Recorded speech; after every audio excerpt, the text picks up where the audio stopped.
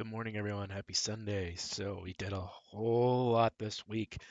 Really, really proud of all of this. Let's see. First off, the big thing. We've got controller support. So right now I am using an Xbox. Whoop, whoop, clicking buttons. I shouldn't. I'm using an Xbox One controller. Um, Watch me back and forth here. And it should work throughout the game. I'm going to use this. I'm going to try to use this the whole time throughout the demo so that you can see what we've got set up here. You can go to anything here. We got a quit button that just closes the game. Use the right and left trigger or buttons on the controller to scroll through here on the menu, up and down, goes through, and now we have a huge brand new options menu. So what do we got here? We got, well, we put in the instruction manual and the quick reference, so during gameplay, if you're using a controller, you can get to those. Um, you got the controller settings. It will detect any controllers that you have plugged into your system, and you can scroll through them to go to them. Just a real quick overview. We got overland controls, contextual controls for some things like enter, board, and exit. We've got command wheels in some of the gameplay modes, and you can see down here at the bottom, there's the different items on the command wheel. I thought about making those changeable, but after going through it a few times, it didn't really make sense. Uh, these are the defaults right now. They're just kind of the ones that made sense to me. You can rebind everything. City Castle, kind of the same thing. Contextual for transact and get. Got a pass turn with the right stick. You should be able to use any button on the controller, including the what I would traditionally call start and select. I did set it up for PlayStation controllers, place any dual stick PlayStation controller, Switch controller, or Xbox controller with all the same buttons that the Xbox One has. I haven't tested all of them yet. I need to find controllers for that since I don't have all of them at home, and figure out how to connect them to Windows for that. Space, yeah, same thing. And in the dungeon, same thing here. You see, not everyone has the command wheel. I found that there were only certain commands you needed in each one, and only if it made sense to put in the command wheel did I put one in. Oh, let's see. Added some gameplay options. I had a bug in the game when I first made it that I just kind of realized that monsters would despawn from the overland when you went into towns and dungeons. And I decided to keep that for people who might want the option to, run away. But you can turn that on and off. And then dungeon movement, pressing backwards, you have the option to make that turn you around 180 degrees or just move backwards. Key bindings, um, keyboard bindings. You can change those. They're default to what the original game had. I think the only one that is not from the original game is the bringing up the quick reference and the map. Yeah, sounds right. Okay, let's get out of here. Come on, let's get out of here. Oh, mouse support too, obviously. Um, We got sound now, or sound options. I put in a ton of different music sets, or at least I feel like it's a ton. I'm still looking for more. So I will just go through some of them. Fujitsu, Pony Canyon. Let's make sure that the desktop audio on the video isn't too loud. There, hopefully that's still here, but well, we'll turn that off. Got the Exodus Project, Ultima 3 tracks. We got some really old ones here. The Amiga tracks from Ultima 3. Now, these are ripped from YouTube, so, they'll be as good as they are. I like this artist. I've been trying to contact him. Hopefully, we'll get in touch with him someday to make sure that he's okay with us using this.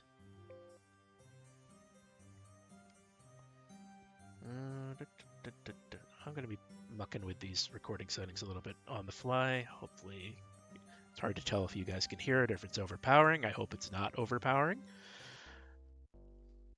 This sounds too fast. I'm working on getting better versions of this, not from YouTube, for the PC98 version. Uh, Commodore 64. And this is a guy who did a bunch of music for, if you're, familiar with YouTube retrospectives for the series, a guy, YouTube channel called Magellar. I asked Magellar if he could help me get in touch with this guy, and he said that he was okay with me using his music for the game. So, go check out Magellar. Uncle Willie doesn't have any um, socials or anything apparently. So, but keep them in mind. I really like this music, so we're gonna turn off the music for now. Output devices, so it should register all your output devices on your machine. You should be able to pick the one you want to have output. Just like any standard video game. Volume controls. Yeah. All right. So, what else did we add? No new openings from last week. So we will just go right into quick play. All right. Graphics changes. I have split out pretty much everything into its own settings. So you could have, the Commodore 64 version of the overland sprites. Let's just go with the VGA version of the player sprites, the FM Towns version of the, that's pretty ugly actually. I don't like that one. Ultima 5 version of the towns, FM Towns monsters, space. I need to pare this down so it actually only shows. There's still only two for space, FM Towns and EGA. Set the FM Towns version, the Mundane fight. There's lots of different versions here. We'll set it to. I made an Ultima 3 set. I made a few Ultima 2 sets. Actually, no, I'm working on the Ultima 3 sets. I made a few Ultima 2 sets. We'll set one of those. I also added in a monochrome mode, and we'll show that off in a second. The UI style still the walls. I put in different versions from Ultima 3. I also put in a Calibeth so that every level should have a assigned color set to it. I added a Calibeth Dungeon Foes version so that the it would use the classic style foes that with the different colors. Let's show off. I'm still working on these, but I think they're kind of funny looking. The Ultima 3 versions of the dungeons. But let's show the monochrome mode. I kind of like this. So it should set everything to monochrome. Okay. Isn't that beautiful? It's just like watching a classic movie. And we have a reverse monochrome. Blind everyone. It's like watching a ghost. I'll go back to that. No monochrome. Okay. So let's show off. The vehicle sprite should be tied to the overland sprites. And they should stay the same. Let's look at the castle. You see it's different. We set the FM Towns version of the sprites and the Ultima 5 version of the town. There's the FM Town monster. You see the attack animations are tied to the overland as well.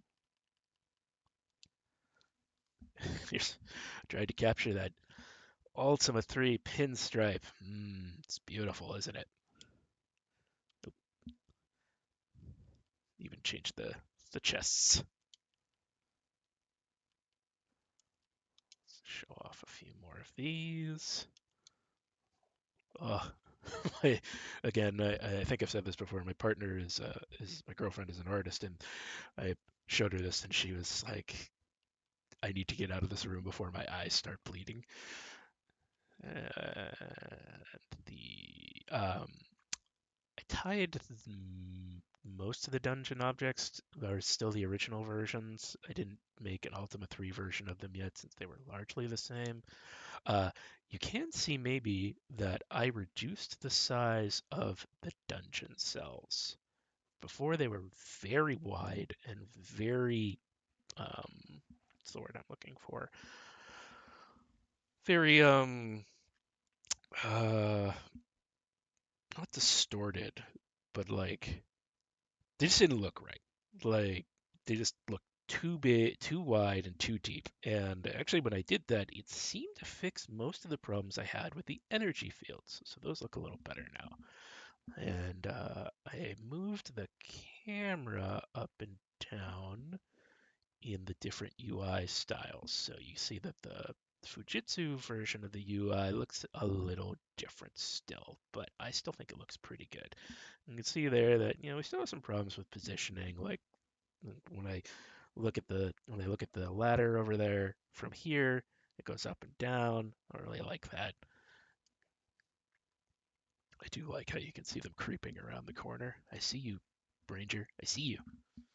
Uh, it's, let's show off the last new dungeon set.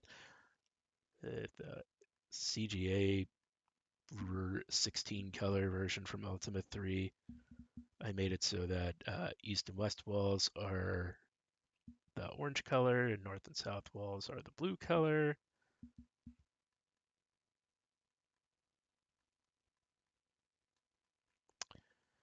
I did just want to show off the recolor of the Calabeth version. Thanks. There we go. So you can see level 1 is white. Level 2 is blue. Level 3 is green. These should be the gelatinous cube. I need to make the gelatinous cube take up the whole screen like it used to. Um, get out of here. Oh, they blew up my armor. Get out of here, rat. Let's get out of this dungeon.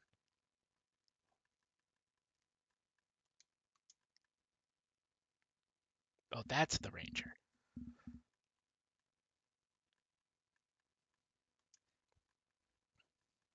How the heck do I get out of here?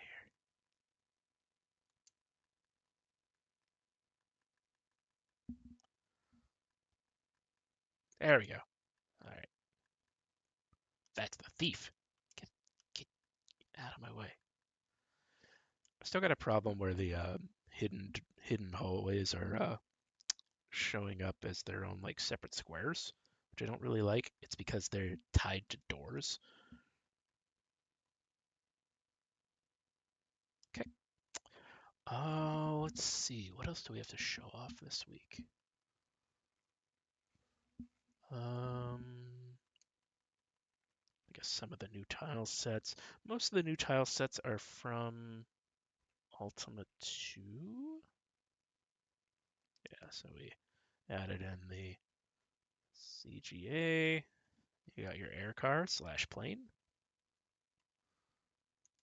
Oh, that looks just awful. Some of these combinations are not good.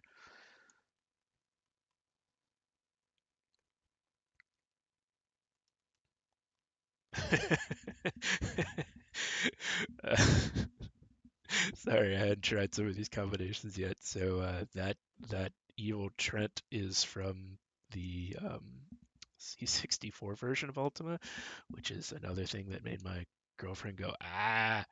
It's very hard to see those. That is a custom sprite that I made for the Trents in Ultima 2, the Commodore 64 version.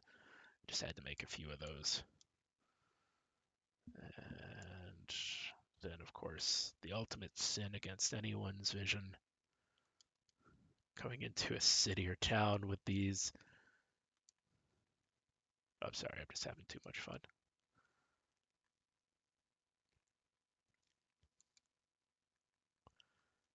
Yeah, yeah, I'm having a good time with this. Let's see. Yeah, we only got the two Ultima II versions, but the CGA 4 color and the C64 version. I actually think the 4 color looks really good.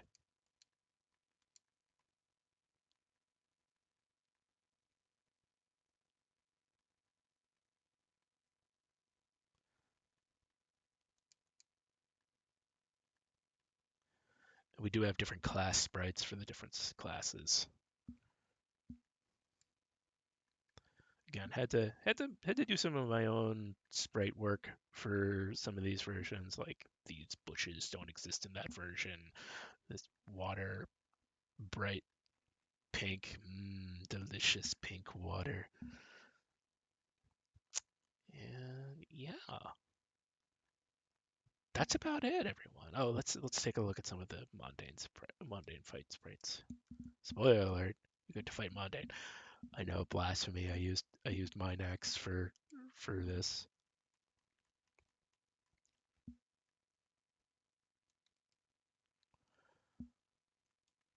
Let's see. Did I add anything else for this?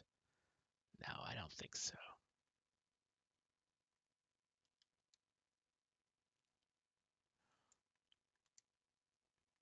Let's show off the endings last time. I don't think I did. Let's turn on some music. And is this the right character to do it with? Yeah, this is the right one. Okay. We're taking you down, Mundane. This should be fast. I'm still not used to these buttons. Armor. Reflex suit. Okay. So my strategy for beating Mundane, nope, is to trap him in here. Uh-oh.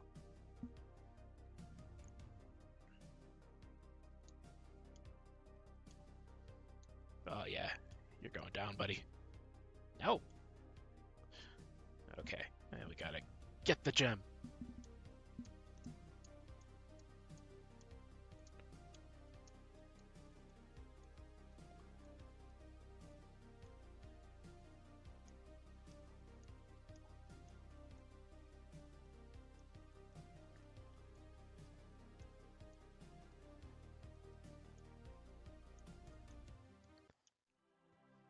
Ta-da! We've beaten Mundane.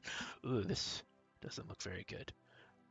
Obviously a bug with the Fujitsu one. It's not terrible, but you can see how it kind of um, put in two UIs at once. Yeah, that's it, everyone. Still got a few more bugs to work out.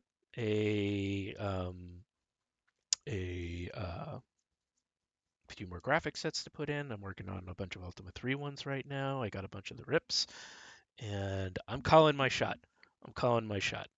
I'm saying August 1st. August 1st, I will release this for playtesting on my website, archiveofmyth.com, and I will put it on itch.io for as long as I'm allowed to. I feel like at some point they're going to be like, "Hey, this is a pretty egregious breach of other people's intellectual property." Maybe they will, maybe they won't. It is a very, very old game set. Uh, but yeah, that's it. Let me know in the comments if you think I should make it so that this version like checks to make sure someone like bought Ultima 1 from like GOG or something like that. I'm not sure if I want to do that. I don't know. Maybe it's the right thing to do. Anyways, that's it.